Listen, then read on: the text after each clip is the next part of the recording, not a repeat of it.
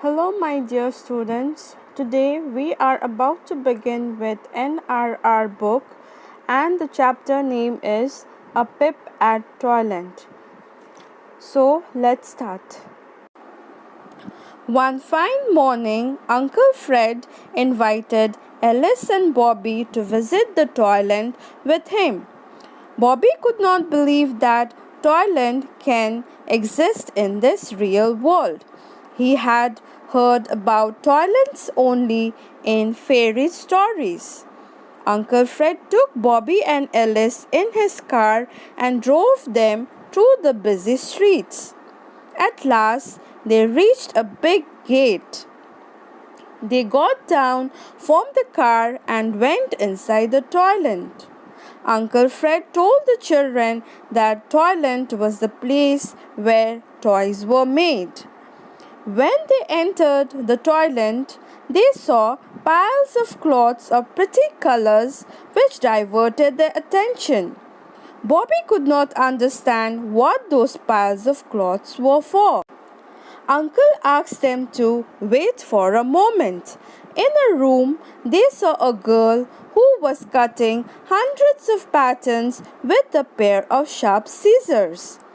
Alice remarked that if she were to cut so quickly, she would cut her fingers. Bobby wanted to know what they were making. Uncle Fred told him that they were making toy rabbits. But Bobby could not believe it because the patterns of the cut pieces of cloths did not look like a pattern of a rabbit. When they entered the other room, Bobby and Alice found that the girls were filling the empty rabbits with soft stuffs. On seeing that, Bobby exclaimed, "Wow! Now it looks more like a rabbit." Then Alice pointed to a toy elephant which was already prepared.